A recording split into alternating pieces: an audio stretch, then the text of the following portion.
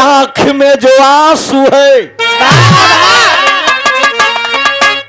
तो अरे कौन इसका सानी है,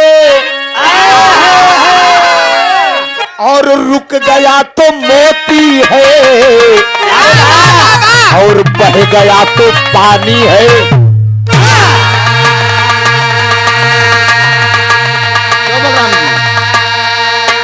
ये आंख में जब आंसू आता है, आंख में जो आंसू है तो कौन इसका सानी है, रुक गया तो मोती है और बह गया तो पानी है। अरे प्रीति ऐसा काम करो, अरे दुनिया में नाम कर जाओ, थोड़ा सा तुम सर को थोड़ा सा हम सर के, बस बिचवई में काम हो जाए।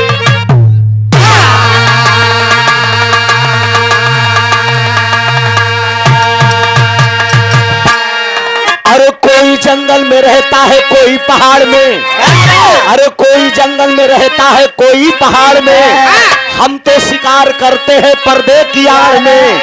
अरे डॉक्टर साहब दुनिया चली जाए चाहे चूल्हे भार में।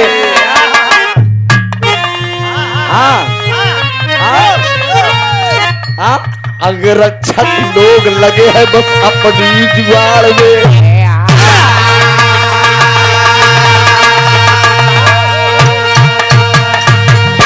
एक लाइन ने शरीफ प्रवाज टीना के लिए गाया था।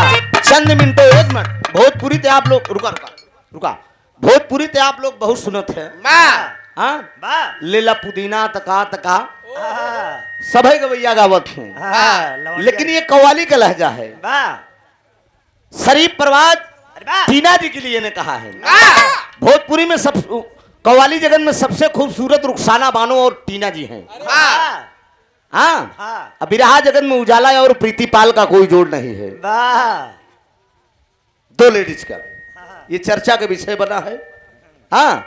इनके मुस्कुराहट पे करीब 80 लाख लोग देखते हैं यूट्यूब पे। भाई मालिक ने खूबसूरती दिया है तो तोरे सुघराई का वर्णन करते तो एकदम खुश हो चाहिए।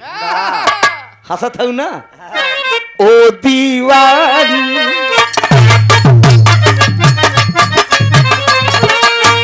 ओ दीवानी ओ मस्तानी, ओ दीवानी ओ मस्तानी, आइटम बम है तेरी जवानी, बाली है तेरी उमरिया। हेलो हेलो, अरे बाली है तेरी उमरिया। हेलो हेलो हेलो, अरे बाली है तेरी उमरिया। माय डियर ढूंढ ले कोई संवरिया।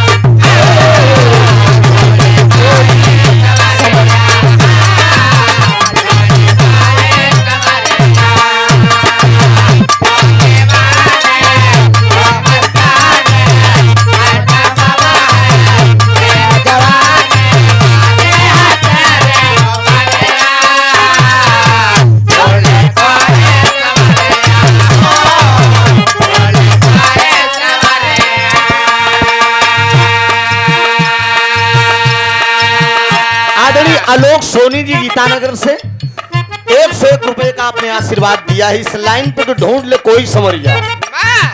कोनो काम अगर समय से हो जाई तो बढ़िया रही, समय बिता के कोनो काम होई तो उस समय दिक्कत होई।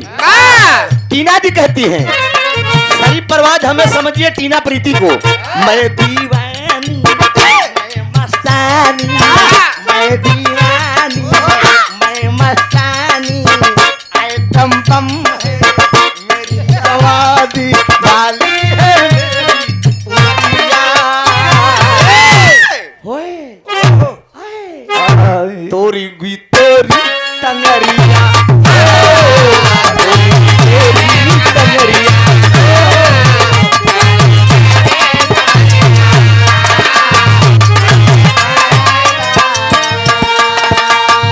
आदरणीय दरोगा यादव जी 101 रुपए का आपने आशीर्वाद दिया है। बहुत बहुत राम सब भैया का नमन, आशीर्वाद की परीक्षा है। एक लाइन हमारी तरफ से, कोनो मन चला लड़का कोनो लड़की की सुघराई देखा, अरे वाह, उसका पहनाव ओढ़ाव देखा, हाथ में मोबाइल है और स्टाइल है, उसके हाथ में मोबाइल है और स्टाइल है, बाल तो रेशम जैसा है। वो मनचला लड़का कहता क्या है? टाइट जींस बा, टाइट जींस बा, तंग बचोली, टाइट जींस बा, तंग बचोली।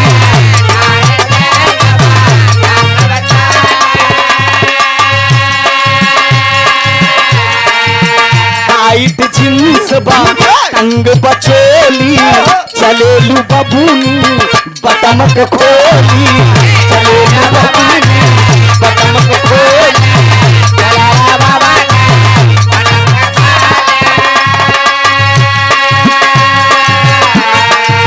टाइट जींस बा, तंग बचोली, चलेलू बबूनी बटमक खोली, लौडन पे डाले लुडोरा।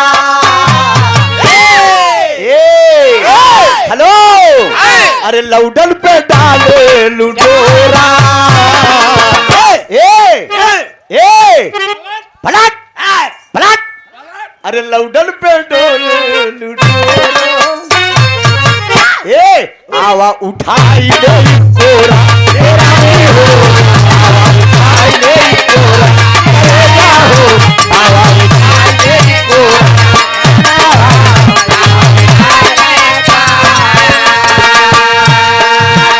हारमोनियम जगत के बड़े सुंदर कलाकार आदरणीय राजकुमार सिंह जी, चर्चा का विषय रहा जब आप हारमोनियम में संगत करते थे स्वर्गीय हफीज चंचल जी के साथ, यही गीतानगर ना साहब, गीतानगर में आपका स्टूडियो है और चैनल का नाम दाऊराज म्यूजिक, आपका चैनल भी लगा है, कैमरा सामने भी, 2-3 दिन में नेट पर भी आ जाएगा।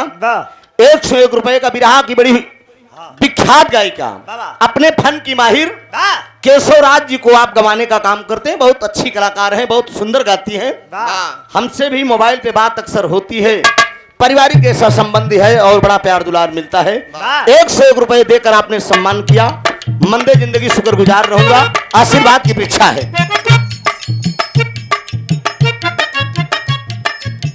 आदरणीय मुलायम फर्नीचर गीतानगर के धरती से 101 रुपए का पुरस्कार, मंदे जिंदगी शुक्रगुजार, आशीर्वाद की परीक्षा है। फैशन के दौर बाबू अपने रखा काबू,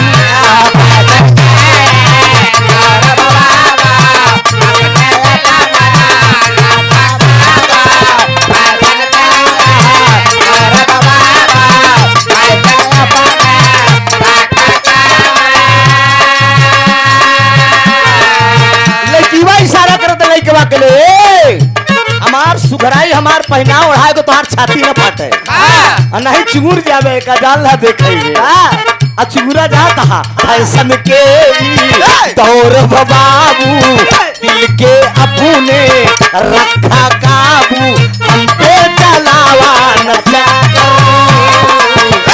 ना पैदा सकर राजा हो,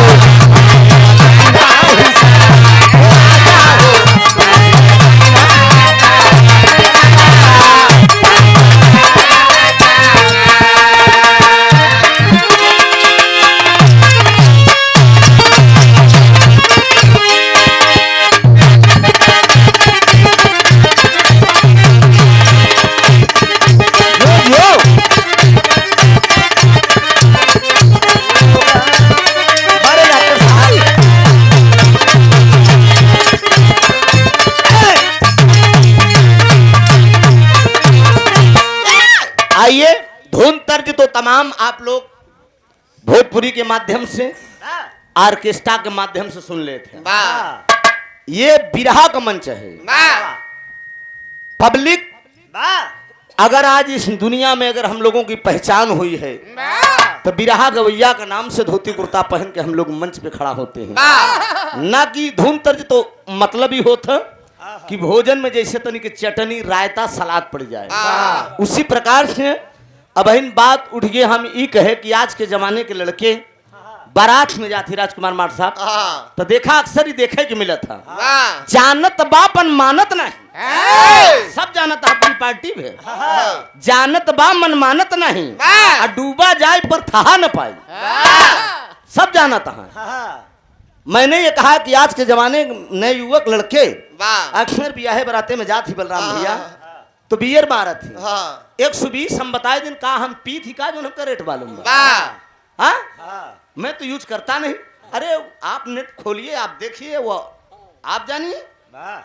तू बताओ कि कितने के 110 हम तो नामो नहीं जिन बियर का का नाम हो। मालिक को धन्यवाद है, मैं मंच पे खड़ा हूँ, सरस्वती के मंच पे। मैं झूठ नहीं, मैं विदाउट नशा का कलाकार हूँ, ये मैं मंच पे कह रहा हूँ। और संयम नियम करते करते लमसम बिरहा जगत में 24 साल मुझे गुजर गया। बातें बहुत हुई, ऐसा नलायक लड़कियां पैदा हो गए जो मतारी बाप को छोड़ के दूर बस गए। प्रीति जी का बातों में मैं सम्मान कर रहा हूँ, खंडन नहीं कर रहा हूँ, ठीक है। दो चार ठी रखे रहो अपने घरे, जब आओ ना तो थमाई दे समझू। हाँ बा एक बाटे हमारे पास ड्राइवर दैदेव पटेल। अभी आप लोगों ने सुना उन नालायक लड़कियां जो उन मतारी बाप को छोड़ के दूर बस जाए। हकीकत आपने कहा, आपकी बातों को मैं सम्मान कर रहा हूं। मैं इस समय अपने परिवार से दूर बस गया हूं।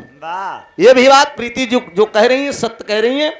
जो भाई गुजरे होंगे कमलानगर के आगे, कमलानगर से 3 किलोमीटर जब माधवनगर बिगहिया पहुंचे होंगे, जो राष्ट्रीय राजमार्ग हाईवे गया हुआ है कलकत्ता टू दिल्ली, उसी पे मैंने अपनी मेहनत की कमाई से बिरहा गा के मैंने 4 बिस्सा जमीन खरीदा, और खरीद के मैं अपनी मेहनत से मैंने मकान बनवाया। प्लास्टर चल रहा है इस समय मेरे मकान का, और क्या बना कैसे बना वो तो ईश्वर जानेगा। मैं वहां परिवार लेकर रह रहा हूं। आधा किलोमीटर दूर का फासला है, इस पार है उस पार। हम 4 भाई हैं, परिवार बड़ा था। पापा हमारे जो है मकान बनवाए थे पक्का। हमने कहा मैं 2 भाइयों को मकान दे रहा हूं, मैं अपने अलग से बनवा ले रहा हूं।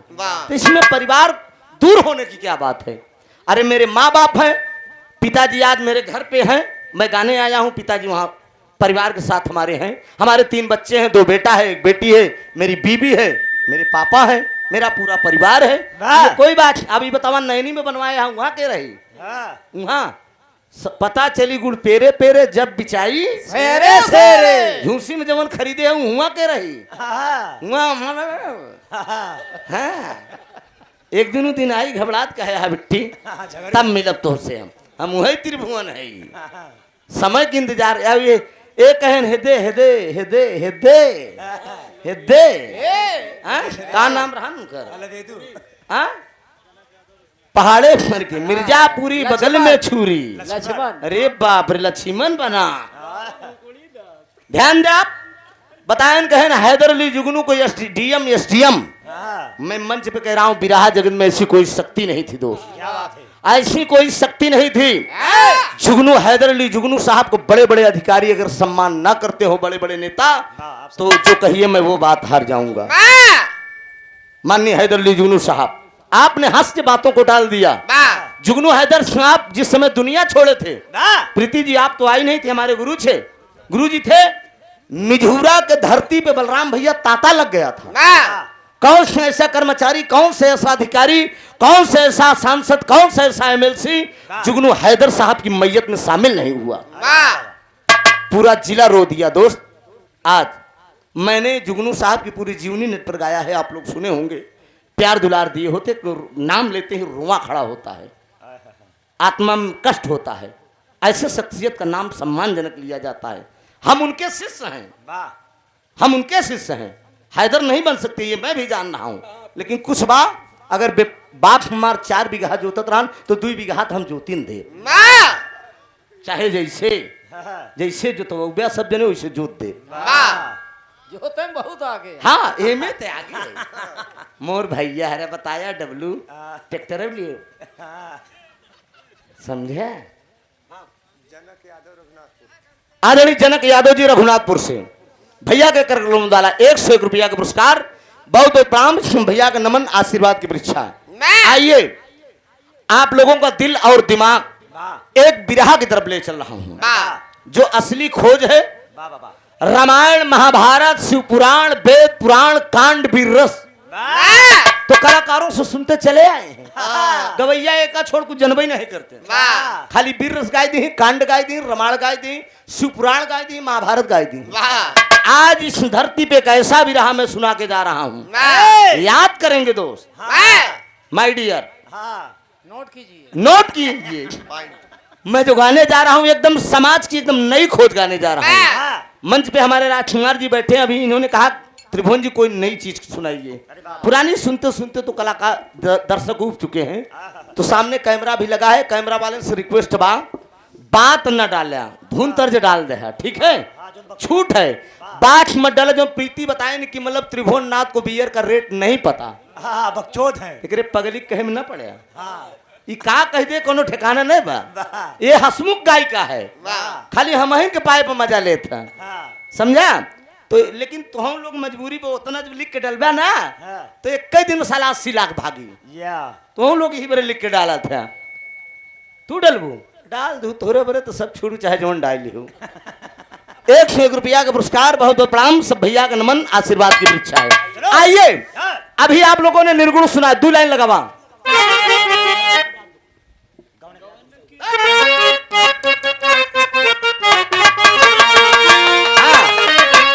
हाय हाय, एक पत्ती और बढ़ा।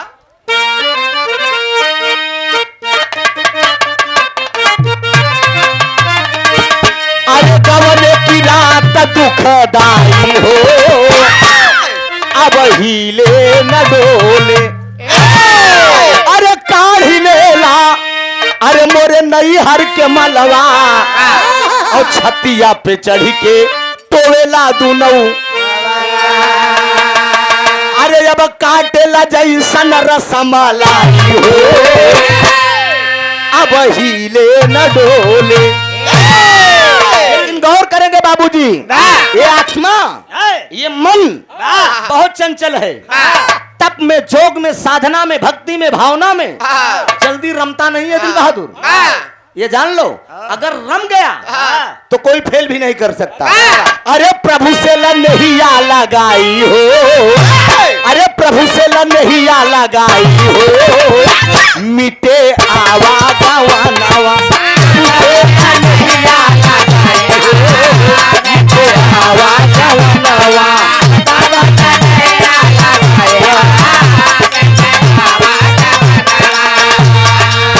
आवा गवानवा हो, आवा गवानवा, आवा गवानवा हो, आवा गवानवा, लनहिया लगाई हो,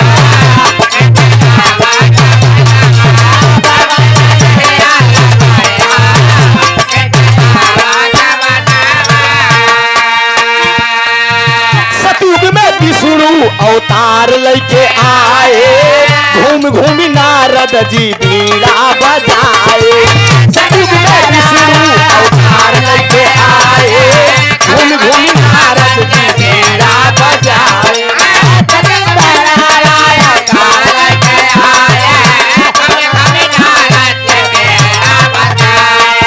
नारायण नारायण गाए हो, अरे नारायण नारायण गाए हो, मिटे आवा गवनवा, नारायण नारायण गाए हो, मिटे आवा गवनवा, नारायण नारायण गाए हो, मिटे आवा गवनवा, आवा गवनवा हो, आवा गवनवा, आवा गवनवा हो, आवा गवनवा, नारायण नारायण गाए हो, मिटे आवा गवनवा, नारायण नारायण गाए हो, मिटे आवा गवनवा। इतना ही नहीं दोस्त, त्रेता में राम श्री राम जी कहाए, सबरी के घर जाके भूत बैर आए। त्रेता में राम श्री राम जी कहाए, सबरी के घर जाके भूत बैर आए। त्रेता में राम श्री राम जी कहाए, सबरी के घर जाके भूत बैर आए। अरे सबरी चरण में बल बल जाई हो, अरे सबरी चरण में बल बल जाई हो, मिटे आवा गवनवा, सबरी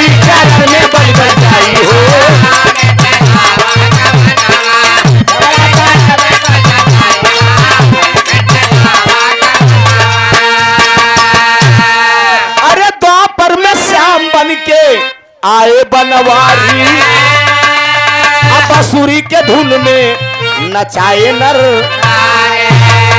अरे दो पति का चीर बढ़ाई हो, मिटे आवागमनवा।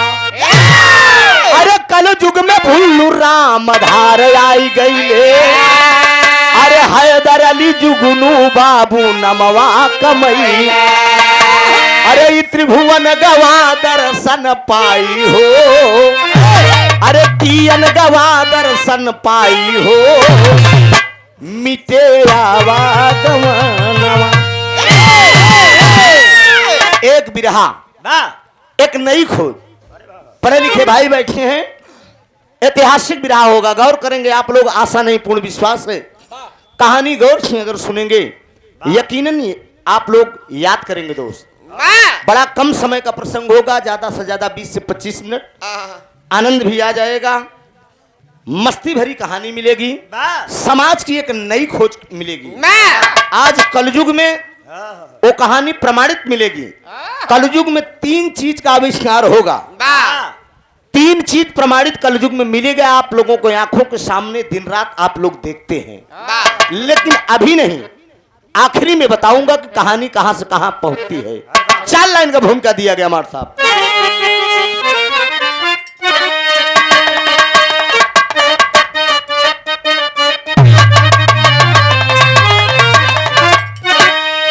चेतन चपल चंद्रिका चंद्रमा की, गौर करेंगे, जिस अक्षर से शुरू उसी अक्षर से बंद,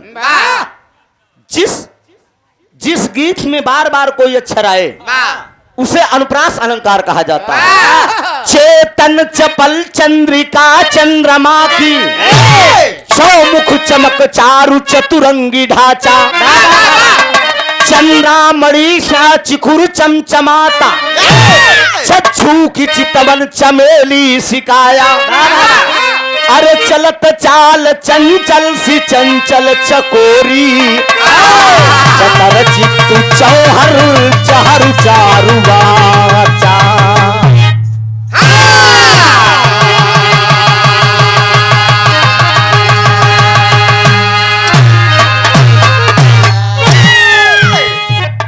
चा का भाव मिला। चेतन चपल चंद्रिका चंद्रमा की चौमुख चमक चारु चतुरंगी ढांचा, चंद्रामणि सा चिकुर चमचमाता, चक्षु की चितमन चमेली सिखाया, चलत चाल चेतन सी चंचल चकोरी, चतर चित्तु चौहर चहर चारुआचा। 48 चा का भाव मिला, अनुप्रास अलंकार से भाव दिया गया था। एक लाइन यहाँ कव्वाली का भाव है डॉक्टर साहब।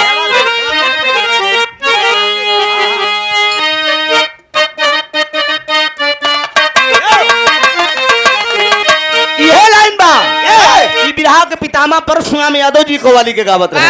थोड़ा मूड से दीजिए, पहले वाला डॉक्टर जैसे बना। यह लाइन बा, अरे उठो मुसलमान उठो मुसलमान नमाज पढ़ लो, अरे उठो मुसलमान नमाज पढ़ लो, अभी मेरा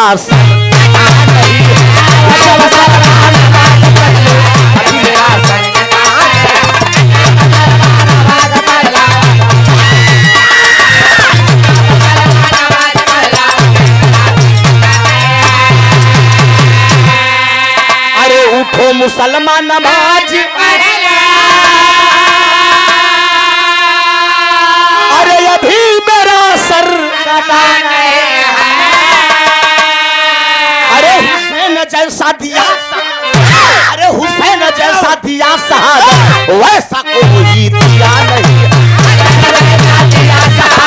वैसा कोई दिया नहीं।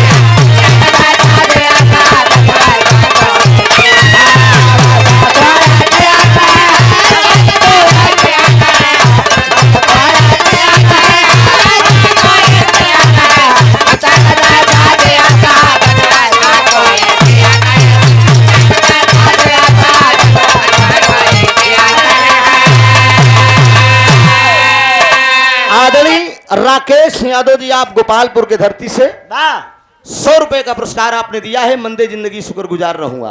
गाने के भाव पे आप लोग गौर करेंगे। ए भैया अरे गंग कवि के जैसा उत्तर, अरे गंग कवि के जैसा उत्तर, अरे गंग कवि के जैसा उत्तर जग में कोई दिया नहीं।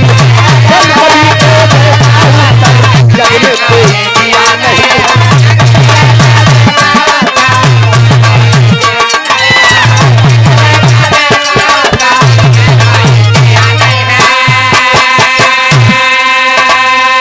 अरे गंग कवि के जैसा उत्तर, अरे बाबू जग में कोई दिया नहीं है। अरे राजा अकबर जैसा शंका, ए भाई अरे राजा अकबर जैसा शंका बीबी पर कोई किया नहीं है। राजा अकबर जैसा शंका बीबी पर कोई किया नहीं है।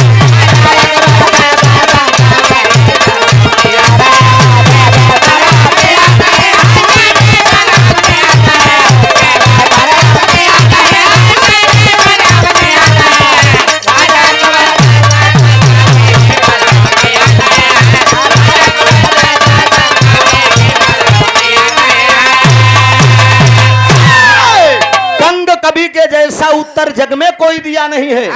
कवि तो इस धरती पे तमाम पैदा हुए मित्रों, लेकिन प्रमाण मिला इतिहास के अंदर कवि तो बहुत हुए, लेकिन गंग कवि के जैसा कोई कवि नहीं हुआ।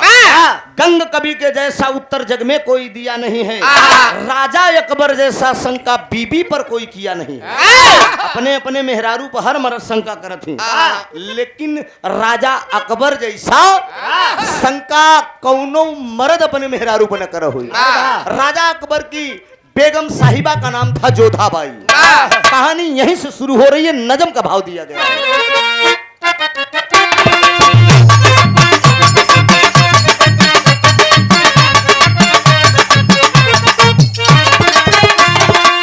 गौर से सुनिए एक छोटी सी कहानी है।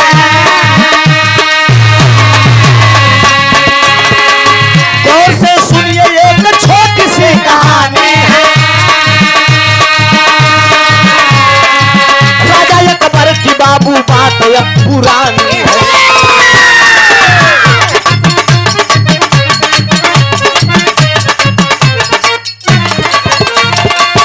बेगम साहिबा ने दासी को बुलाया है।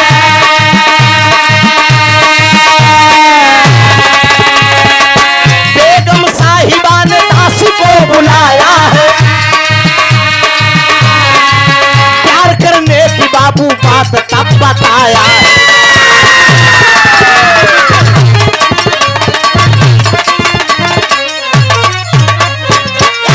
तनी बात का समझना, बात कब गए और कहां कब एकदम साफ साफ कहानी के अंदर झलकेगी मित्रों। राजा अकबर सिंहासन पर अपने विराजमान हैं। राजा अकबर की बेगम साहिबा का नाम था जोधाबाई। जोधाबाई के दिल में एक दिन बात आती है। अचानक जोधाबाई अपनी दासी को बुलाती है। अब बुलाने के बाद जोधाबाई अपनी दासी से कहती है कि ये बताओ, राजा साहब से जाकर कह दो कि दिन रात प्रजा में ही मस्त रहेंगे। कौनो भी मर्द मेहरारू के घर में बिया के लई आई, अब दिन रात अगर वो कमाइन में मस्त रही, अपने प्रजा में मस्त रही, मेहरारू को ध्यान के रखी। ओ बहादुर, के रखी। हम लोगों का फर्ज बनता है कि उधर भी ध्यान रखना चाहिए। खाली अरे मस्त रहा जरूरी ना है बा, उधर भी मस्त रहा जरूरी बा। हाँ, जोधाबाई इशारा करती है, दासी को कहती है कि जाकर तुम बुलाकर राजा साहब को लिवाओ। कहन कौने खातिर? कहन कम से कम मुझसे भी कुछ प्यार मुलाकात करें, कुछ लव करें, इलू उलू करें। दासी मूड खजुआए के का था हमरे समझ में ना आई आवत है। कलन तुम बुद्धू हो क्या? अरे मतलब ऐसे करें। दासी समझ गई कि ओहो, यानी बेगम साहिबा का मन दूसर कुछ बा। बेगम साहिबा के कहने पे वो दासी राजा अकबर के पास पहुंचती है। रात दरबार लगा हुआ है। राजा अकबर सिंहासन पर बैठे हैं। सिंहासन पर बैठे, बगल में बेगम दासी जाकर खड़ी होकर ऐसे अर्ज कर रही है। राजा अकबर से अर्ज करके कहती है कि सरकार, अगर हुक्म हो तो थोड़ी सी बात हम भी रखें। बोलो दासी, बोलो। ओ दासी, तुम जो कहोगी तेरी भी फरमाइश मैं पूरा करूंगा। मैं तो न्यायी राजा हूँ, हाँ। बहुत दयालु राजा हूँ। हाँ। ए दासी, हाँ। हमरे दरबार में जवन दासी आई जात है, हाँ। ई दिल इतना बड़ा बा, हाँ। एमे वो लियाई ले थी, हाँ। एमे तन क्यों कमी नहीं हो। तुम भी यहाँ पे इस चौखट पे नाराज होकर जाओगी, फरियाद तो करो तुम, खाली आदेश करो। ये हाँ राजा हाजिर है, हाँ। कहाँ पीछे हटने वाला है? हाँ। हाँ? एक बात जान ला, हाँ मर्द और घोड़ा कभी बुढ़ा नहीं होते हैं।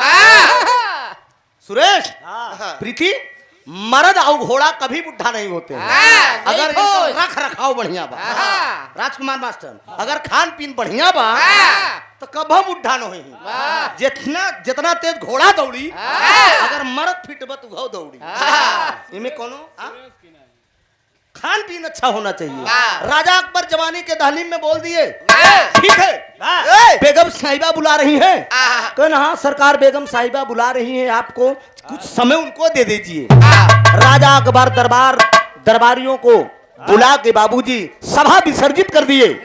सभा विसर्जित करने के बाद शाम का वक्त हुआ, धीरे धीरे सूर्य अस्त्र होने वाला है, सूर्य डूबने वाला है, हाय हाय हाय अधेला हल्का हल्का हो रहा है। जोधाबाई सिंगार पटार कई के, हाँ, लाली लगाई के, नाखूनी लगाई के, एकदम इमे बारीक एकदम ऐसे काजर लगाई के, काजरवा यहाँ तक हल्का से मार दिया, फम्पू उम्पू लगाए के, सेंट उंट छिड़क के, एकदम गमगमात एकदम खड़ी है, गुलाबा में ऐसे हाथ डाल के एकदम खड़ी है। राजा अकबर धीरे धीरे पहुंचे। अब बेगम साहिबा को पिछवा सकवरिया बहादुर भरे ने चूक गए बेगम। और जब बेगम चूक गए तो राजा अकबर कहे माय डियर, तर्ज लग गया।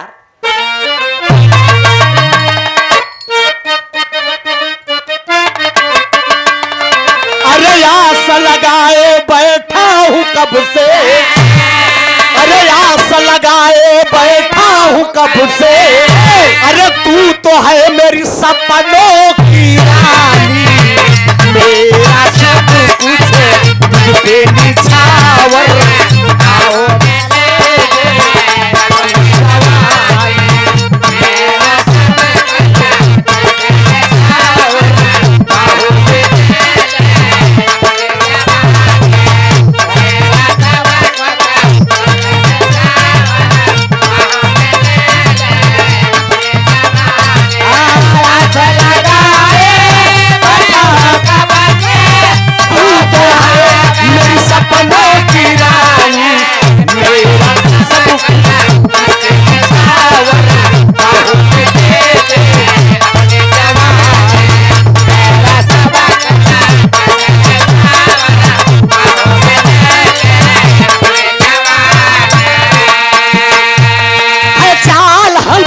सी और बोल में बिग बहनी,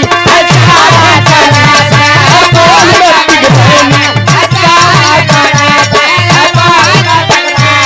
लचा भरी आदा है अंगों में है मृग नैनी,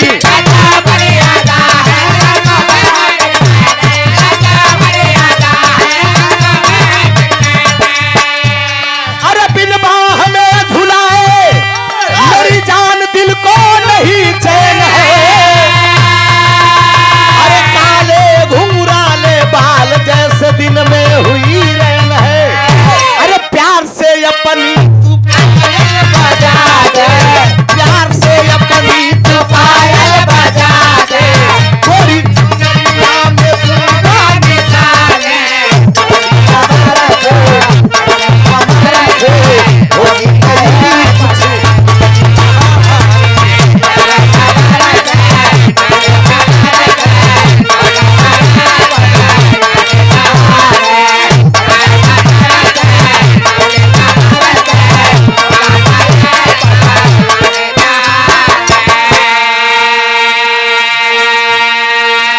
बेगम साहिबा बार बार अब बाबू करई इनका,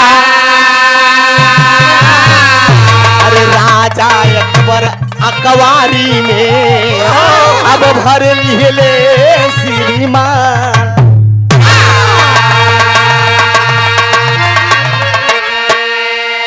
पकड़ लिए राजा अकबर, वाह जोधाबाई को पकड़ लिया कुमारी में। उसके बाद बेगम साहिबा कह रही हैं जोधाबाई नहीं हटिए राजा साहब, ये क्या है आप मेरे साथ कर रहे हैं। बेगम साहिबा जब झटक राजा अकबर से दूर जा रही हैं, उसी समय बेगम साहिबा का हाथ राजा अकबर के हाथ में आ गया। राजा अकबर हाँ के हाथ में उनकी कलाई आ गई।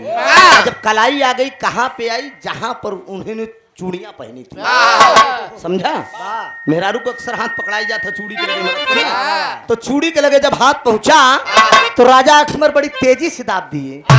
जब तेजी से दाब दिए तो रानी जोधाबाई ने, हाँ बेगम साहिबा जोधाबाई ने एक कंगन पहना था, एक कंगन पहना था। वो कंगन जाके राजा अकबर के हाथ से दबने के कारण वो कंगन टूट जाता है।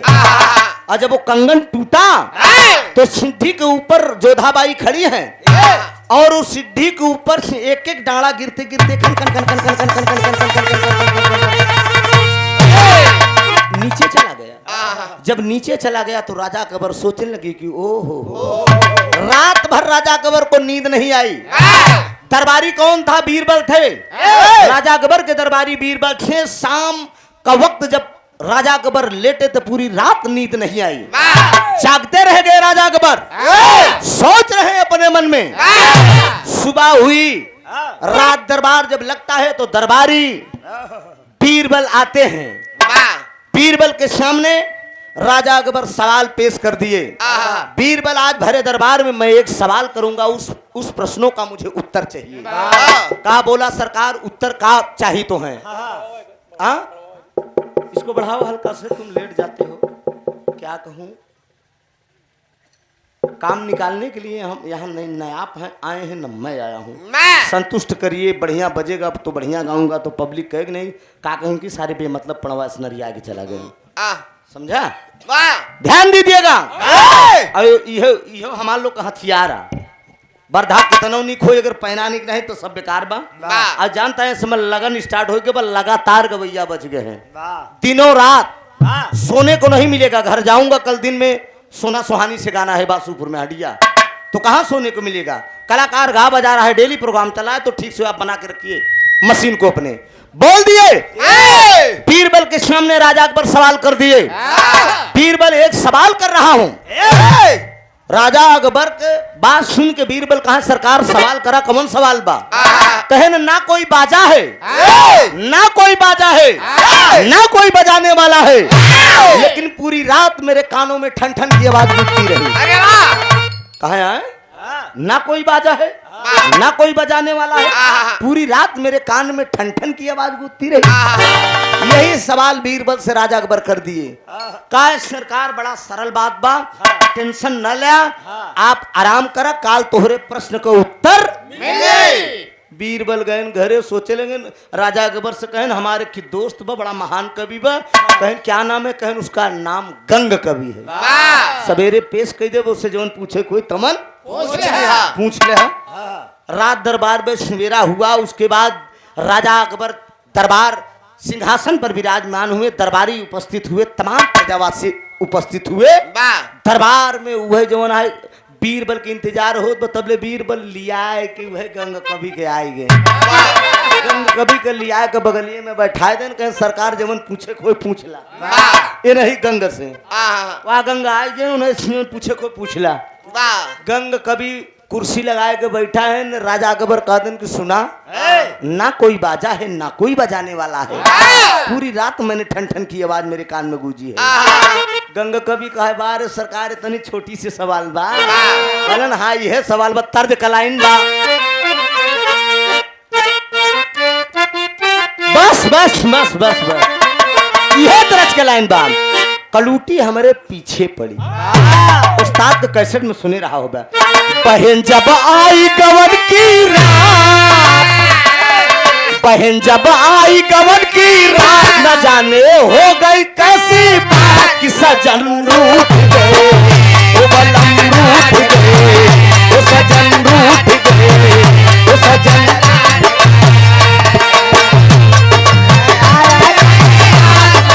हो गई कैसी बात कि बलम रूठ गए।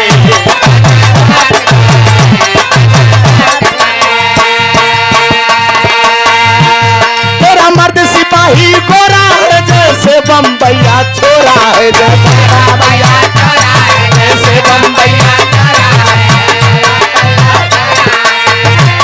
तू ऐसे मर्द को छोड़ दे तू और किसी की हो जा बुलंद तू और किसी की हो जा बुलंद तू और किसी की पड़ोसन की सुन करके बात पलूटी के दिल में आई घात की बलम उठ गए वो सजन उठ गए वो बलम उठ गए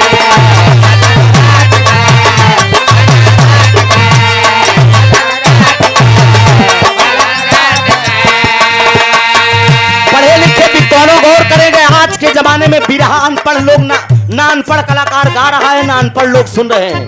समाज पढ़ी लिखी हो गई है लेकिन कुछ ऐसे कलाकार मंच को दूषित कर रहे हैं, मंच को दूषित कर रहे हैं फुहरपन बोल के। लेकिन इसकी गरिमा बिरहा की जानी नहीं चाहिए दोस्त। कलाकार बिरहा गाए, कलाकार समाज का दर्पण होता है, पब्लिक के दिमाग का कंप्यूटर होता है। कवैया मतलब कुछ ऐसी कहानी ऐसी बात कह के चले जाओ कि ये पब्लिक सोचती रही कि कलाकार क्या गा के गया। छिनरी बुजरी तो सब गावत है। भाव समझिए, सवाल का उत्तर क्या दे रहे हैं गंग कवि। राजा सिद्धि के अब पास, राजा सिद्धि के अब पास पकड़े रानी का जब हाथ की कंगन टूट गए, वो कंगन टूट गए, वो कंगन टूट गए।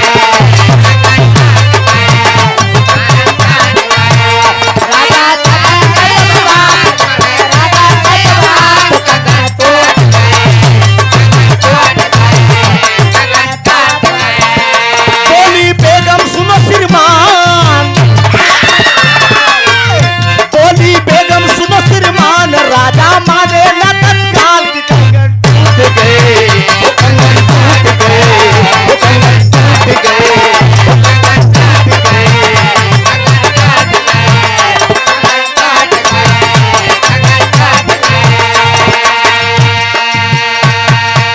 ये बात गंग कवि जब कहते हैं राजा भरे दरबार में कि राजा सिद्धि के पास पकड़े बेगम का जब हाथ तो कंगन टूट गए।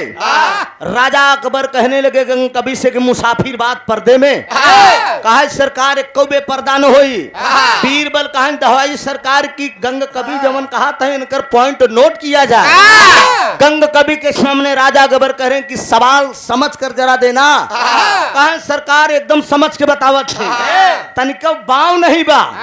राजा साहब जब आप सिद्धि के पास पहुंचा तो बेगम साहिबा खड़ी रही, गुलब्बा में हाथ डाल के श्रृंगार कई के, पहले पीछे से आप, पीछे से आप लक्ष्मण, हाँ पीछे से ई करे।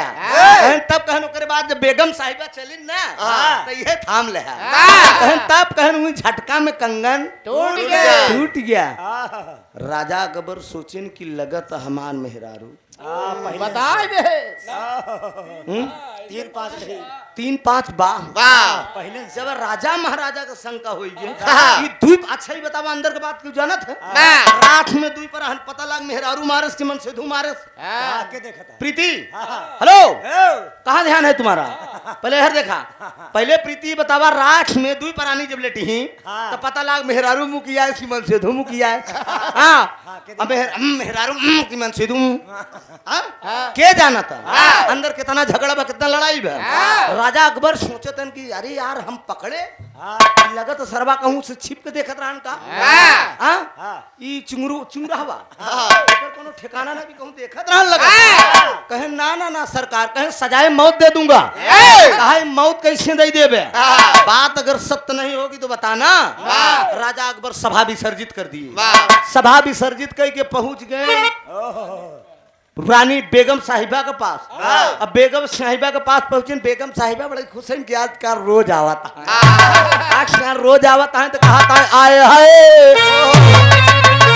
अरे सिया दुलारी बिटिया,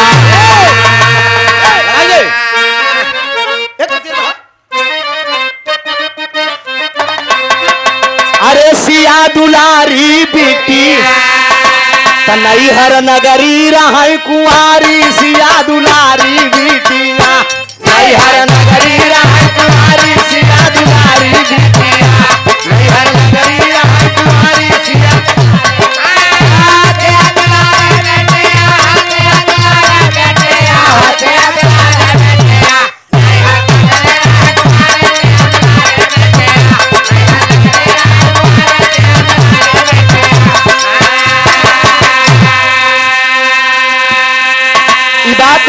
के जब जानकी जी कुमारी हैं हाथी घोड़ा वाह चकरी चलौना जतौना सब बनावत रहे ओ समय के बाद बताई भगाई लेने वाह। लोग स्पीड मार दे ना जगदीश मार गाड़ी के रहा हाँ कोई बात नहीं है ओका कोई बात तो है ही बा कहाँ अब बात हो सकत है कहना है दोस्त ठीक बा भाई है हम भी है करब का 24 साल बीतत बा राजकुमार समझाता है कहना है दोस्त लेकिन कवि जी राजा अकबर अपनी जोधाबाई से मारे गुस्सा में करे हर मर्द ये शब्द कह सकता है कि अरे बुजरऊ मारी डूबैना अरे बुजरऊ मारी डूबैना काहे किहू कभी से यारी बुजरऊ मारी डूबैना काहे कभी से यारी बुजरऊ मारी डूबैना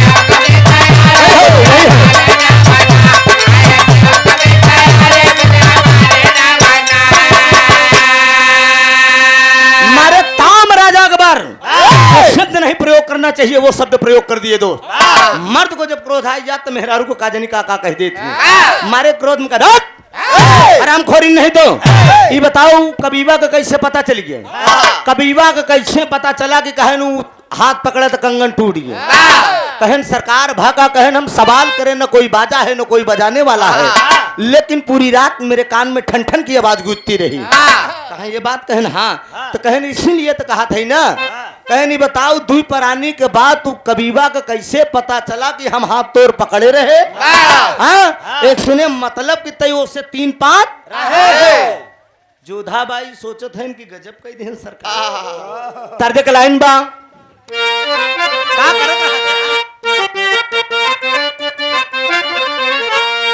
डॉक्टर साहब अरे का कही तू यार अरे गेहुआ कबाल लई गे सुगना अरे गेहुआ कबाल लई गे सुगना पलमा बिना पूरी के तर से गेहुआ कबाल लई गे सुगना पलमा बिना पूरी के तर से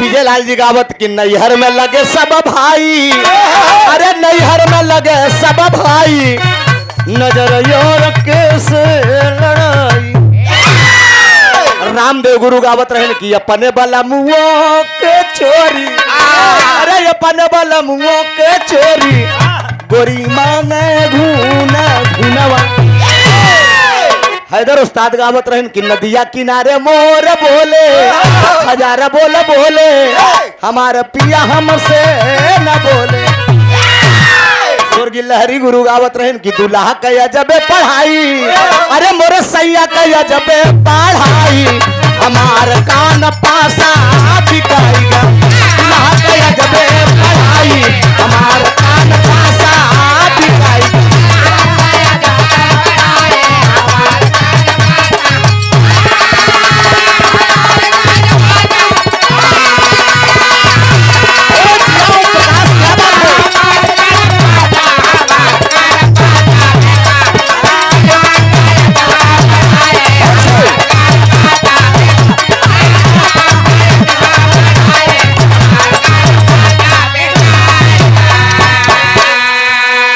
दादा राम कैलाश एक लाइन गावत रहे कि गंगा नहाई हम चलबई अरे गंगा नहाई हम चलबई घोड़ैया हम तमाम प्रकार का लाइन में लेकिन बेगम साहिबा को जब राजा अकबर ये बात कहते हैं कि तूने कभी से यारी किया है गंग कवि को कैसे पता चला कंगन की बात वो कंगन की बात भरे रात दरबार में गंग कवि ने बताया है तो वही कहा कि सैया तो है के तना बताई अरे दुल्हा तो है के तना बताई अब शंका तो हरे हो गई ली जाई दुल्हा तो है के तना बताई अब शंका तो हरे हो गई ली जाई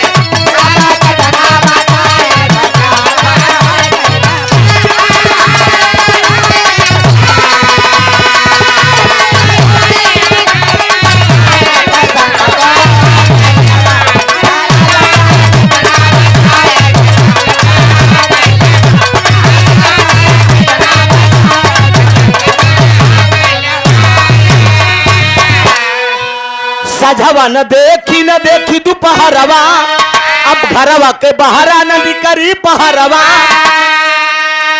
कहे न रानी बेगम साहिबा कहती हम घरे से बहरे कभू निकरी नहीं तो हम कहाँ से कबीवा से यारी कैलीन। कहन हो श्यों का हम चला जात रहे तो कबीवा से टाका भिड़ाई ले समझे।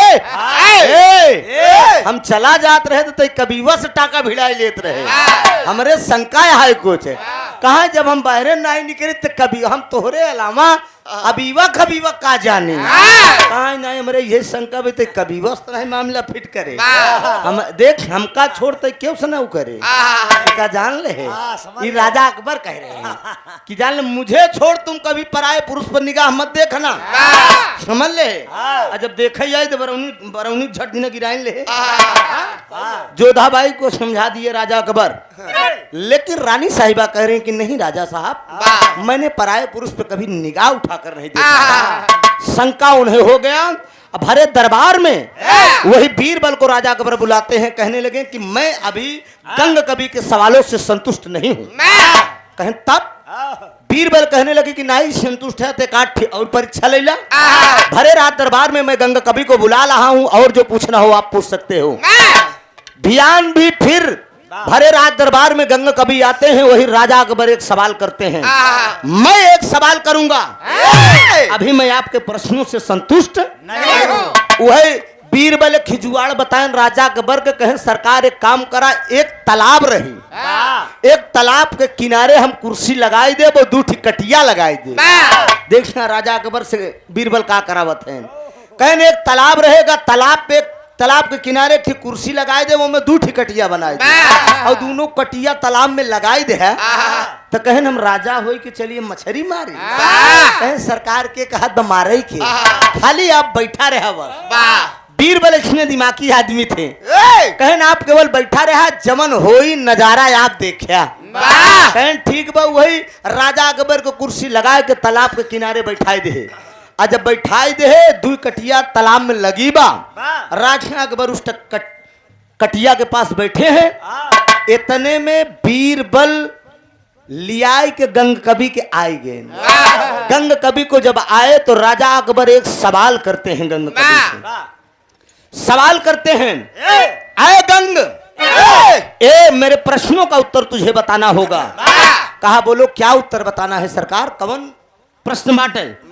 कहन एक प्रश्न ये है खाली इतने बताए दे कि ये जो तालाब में दूठी कटिया लगी है केवल इतने बताए दे कि कटियन में कौन जानवर फंसा। गंग कभी हंस दिए। बीरबल कहन बताओ गंग राजा साहब परवरदिगार हमारे क्या पूछ रहे हैं। ये कटिवा में कौन जंतु फंसा बा कौन जानवर फंसा बा। अच्छा तालाब में जब लगौगा तो का फंसी जरा आप लोग विचार करिए। तालाब में अगर कटिया लगी तो मछरी न फंसी मछरी न फंसी। लेकिन सवाल कर दिए गंग कवि से राजा अकबर कि खाली यह बताए दे कटिवा में का फंसी बा। तो गंग कवि कहा था कि सरकार बताई इमे का फंसा बा। कहन बताओ बीरबल का कहन बताओ गंग इस कटिया में क्या फंसी है।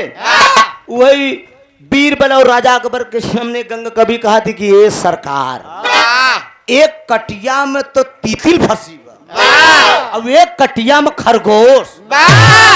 राजा अकबर को क्रोध आ गया। खबरदार अगर जबान संभाल कर बोलना नहीं मियान से तलवार निकालूंगा। मारब सपाटा एकदम साफ हो जाए गर्दना काट दूंगा। एकदम सोच विचार के उत्तर देना। कहा सरकार एकदम आपके प्रश्न को उत्तर हम सही देते नहीं ना विश्वास हो तो आप आजमाई के देख ले। मारे क्रोध में राजा अकबर उठा के कटिया से खींच दिए। वह तड़तड़ाई के निकरा एक खिनी में तीतिल निकरी और तीतिल भगी बड़ी तेज। इतने में दूसरी कटिया राजा अकबर क्रोध में उठाते हैं। जब उसको खींचते हैं तो खरगोश निकला। और जब खरगोश निकला क्योंकि राजा अकबर माँ सरस्वती के भक्त थे। कवियों की जुबान पे माता सरस्वती वास करती थी। माता सरस्वती सोच बैठी कि ये मेरा भक्त तो आज बड़ा धर्म संकट में मुझे कहा गया है भक्त के अधीन होते हैं भगवान। माता सरस्वती सोचने लगी कि बारे गंग, गंग तूने तो क्या कर दिया? अरे इसमें मछली फंसी थी, तूने तीतिल और खरगोश बता दिया।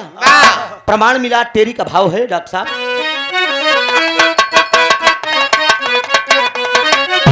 अरे मोरे राम, अरे जुबा से पीड़ा वाली हट गई, अरे जुबा से हो जुबा से पीड़ा वाली हट गई, बच गई गंग कबीर की सभा बीच में लाली, अरे हो लाली, अरे हो बच गई गंग कबीर की सभा बीच में लाली, जुबा से पीड़ा वाली हट गई। माता सरस्वती को क्रोध आ गया, तीतिल और खरगोश निकलते हैं मित्रों। प्रमाण मिलता है जब तीतिल निकलता है तो उसका जो है कान छिन जाता है, खरगोश जब निकलता है उसकी नाक छिन जाती है। प्रमाण मिलता है जो भाई आज कलयुग में देखिए, दो प्रमाण मिल गया है, तीतिल और खरगोश की नाक और कान जरूर कटा रहता है।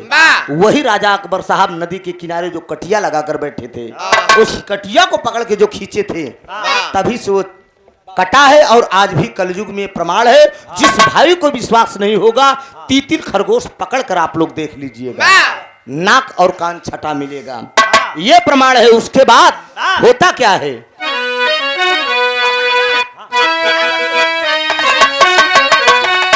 अरे गंग कभी के बाद विजय का डंका शंका भागल, अरे गंग कभी के बाद विजय का डंका शंका भागल बा, अरे सभा बीच में हो गई सभा का डंका भागल।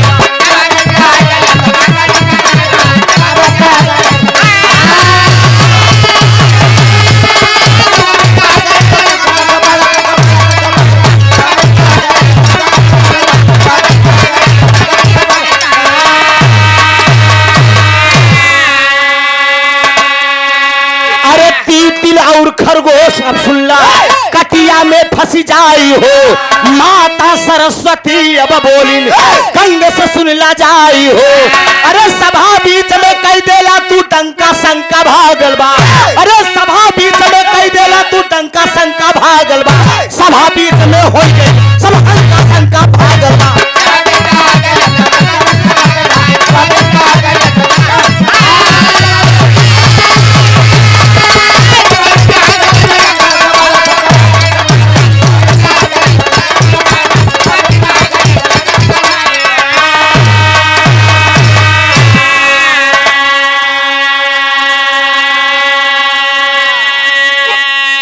गंग कवि की तो इज्जत माता सरस्वती बचाती है कि यह गंग कवि उसने राजा अकबर के सामने और बीरबल के सामने माता सरस्वती प्रकट होती है। उसी तालाब के किनारे माता सरस्वती प्रकट होती है और गंग कवि से सवाल करते हैं कि गंग तूने ये क्या किया, तूने मछली की जगह तीतिल और खरगोश का सवाल कर दिया। राजा अकबर से बता दिया अगर मैं ना फंसती तब क्या होता, इसके मतलब तुम कुछ भी कर दोगे, मैं तेरी जुबान पर अगर बात कर रही हूँ तो तू कुछ भी करने के लिए तैयार, कुछ भी बकने के लिए तैयार है। आल्हा का भाव लग गया।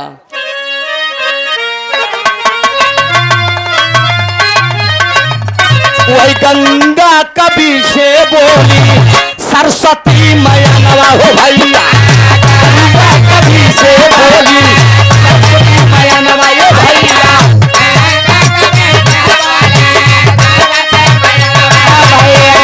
हरि मोर याद तू ही अइलया पमान, हरि मोर याद तू ही अइलया पमान,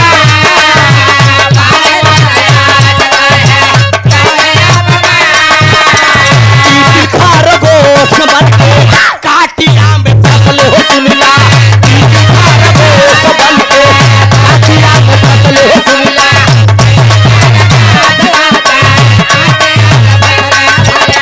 राजा के समक्षा मोरा भारिया पमान,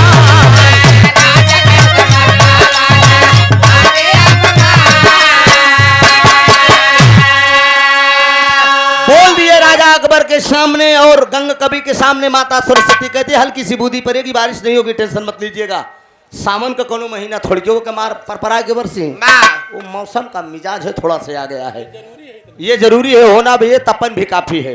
बोल दिए कहा सुनो तूने अपमान किया है, बहुत कम समय का विरहा बा, बस आखिरी भाव है बा, कम समय में उसके बाद प्रीति जी का नंबर है।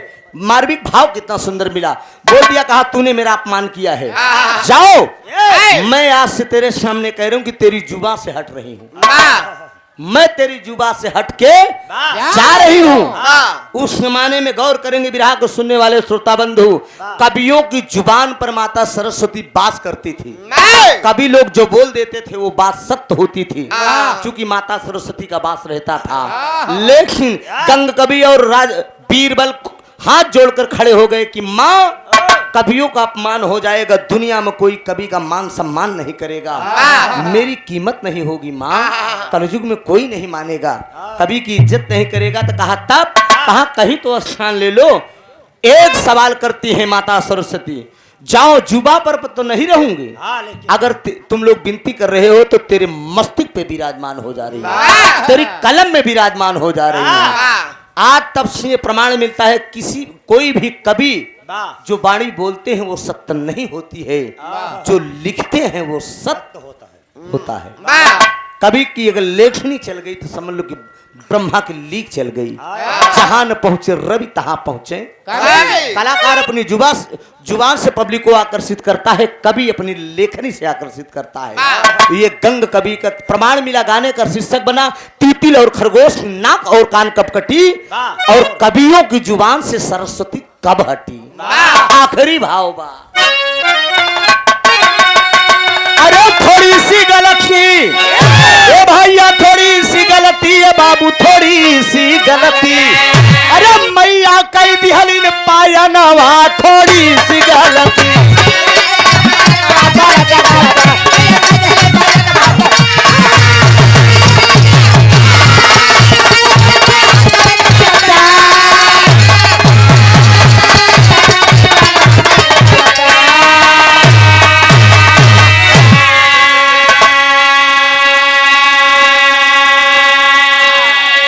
खरगोश नाक कान कट गया भाई, कवियन के जुबान से सरस्वती हटी जाई।